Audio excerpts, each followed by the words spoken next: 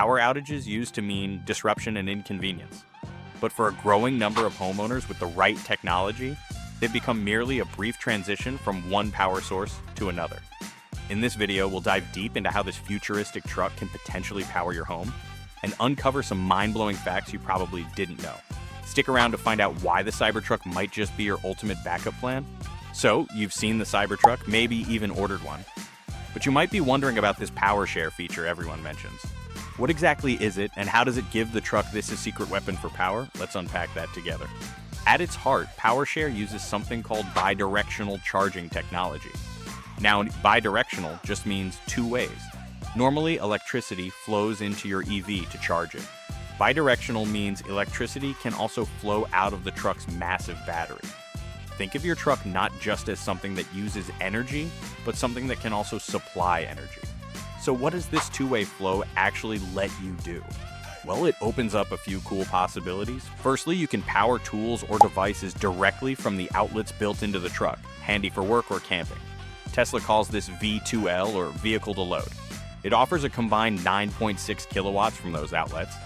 You could even give another EV a boost if needed. That's V to V, or vehicle to vehicle. And the main one we're focusing on today. You can send power back to your house during an outage. That's called V2H, or vehicle to home backup. For this, the Cybertruck can deliver a strong 11.5 kilowatts of continuous power through its charge port, using special home equipment we'll discuss next. Now you might be thinking, great, so I just park my Cybertruck and plug it into a regular wall socket when the power goes out? Not quite that simple for whole home backup. Let's look at the specific gear required to make V2H work safely. To connect your Cybertruck to safely power your home circuits during an outage, you generally need these pieces working together. 1. Your Cybertruck, of course, needs the right software updates too. Secondly, you need a compatible charger. Specifically, Tesla's universal wall connector. This isn't just for charging in, it's designed to handle the power flowing out for V2H. The third one is the Powershare gateway.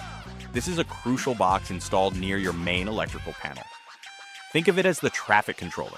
When the grid goes down, this device safely disconnects your home from the grid lines and tells the Cybertruck via the wall connector, okay, start sending power. This gateway is essential if you don't already have a Tesla Powerwall. The fourth, quite optional though, is the Tesla backup switch. In some cases, depending on utility rules and your setup, a device called a backup switch might be used alongside the gateway, potentially simplifying installation. Your installer would figure this out. Now, what if you already have a Tesla Powerwall system at home? Good news, you likely don't need that separate Powershare gateway. Your existing Powerwall system, with its own gateway, already handles the grid disconnection. With the right wall connector and software updates, the Cybertruck should be able to work with your Powerwall to provide additional backup energy, essentially extending how long your system lasts. Either way, setting this up involves significant electrical work. It definitely requires a Tesla-certified installer who knows how to integrate these components correctly and safely. Okay, gear installed, truck plugged in, outage hits.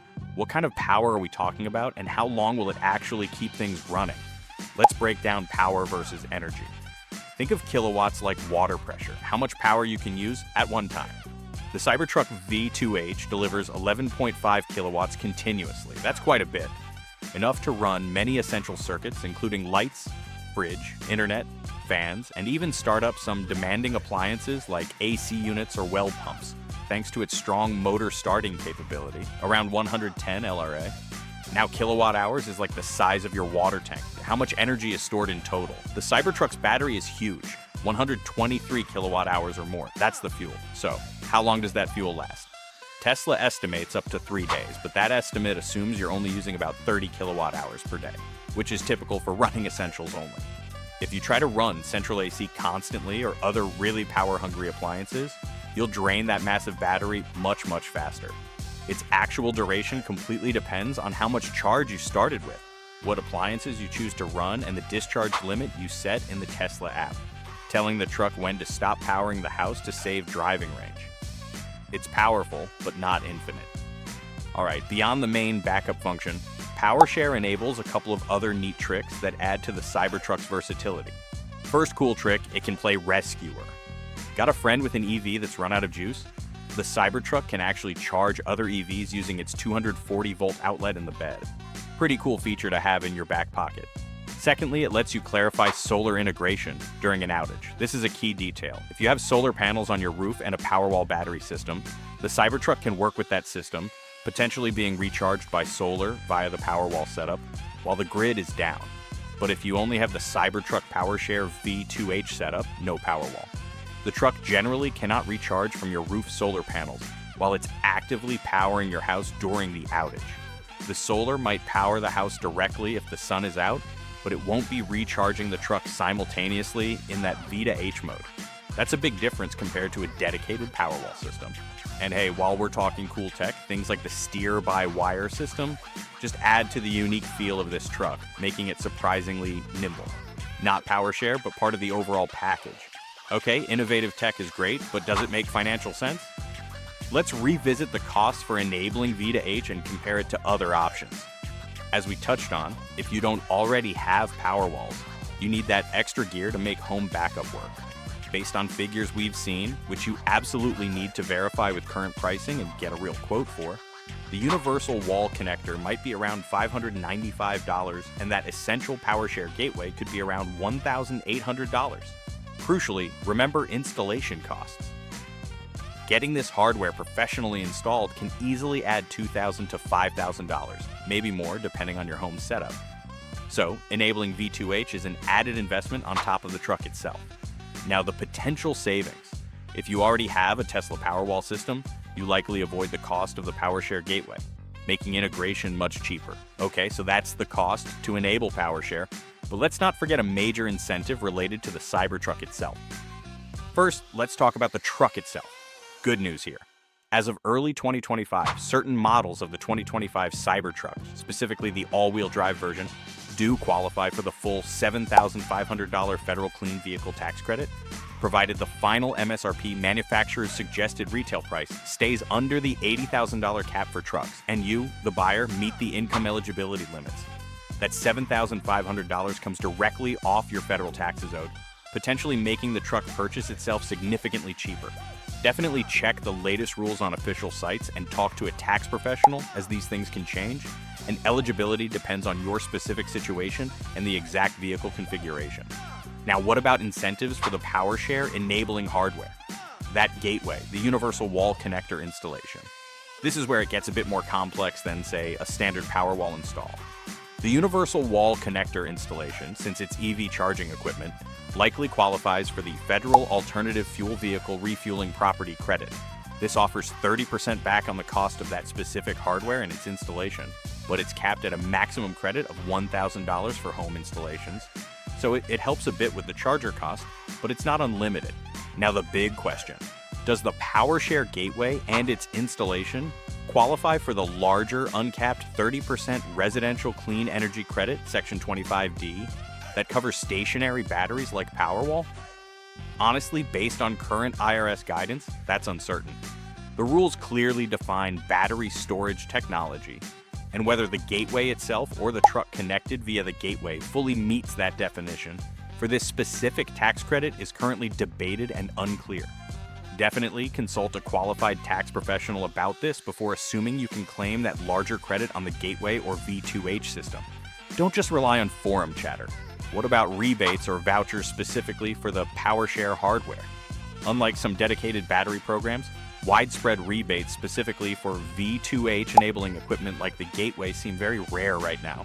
Although some months ago, early Foundation Series Cybertruck buyers received vouchers from Tesla that could be applied to this hardware, which appears to have been part of their specific vehicle purchase package, not a general ongoing offer. So, the takeaway, you absolutely must research incentives specific to your state, city, and utility. Use the resources we link below. Check our channel for any location-specific videos we have. So how does Cybertruck V2H stack up against other V2H? Let's compare. The Ford F-150 Lightning with its ProPower onboard system is probably the Cybertruck's closest competitor right now. Key differences. Starting with power output, Cybertruck boasts a higher 11.5 kilowatt output for home backup compared to the Lightning's 9.6 kilowatts. What about ecosystem? Well, if you already have a Powerwall, integrating the Cybertruck might be cheaper hardware-wise than adding Ford's required home integration system. Then the availability, Ford's system has been available longer. So what about other players? Well, keep an eye out. Companies like GM are also rolling out V2H capabilities with their electric trucks, so the competition is growing, but Cybertruck currently pushes high power output specs. So, after diving deep, what's the verdict on using your Cybertruck to power your home? It's clear the Cybertruck with Powershare offers something unique. A powerful vehicle that also doubles as a significant mobile power source and a home backup system. It combines transportation with a level of energy resilience few other vehicles offer right now. Is it the perfect backup solution? Maybe not for everyone. You need to consider the cost of the enabling hardware, the critical limitation that the truck must be home and charged when you need it, and the slight delay in backup activation compared to a dedicated system. So what do you think? Could the Cybertruck replace a traditional generator or even a Powerwall for your backup needs? Let me know your thoughts, questions, or maybe your own backup power plans down in the comments.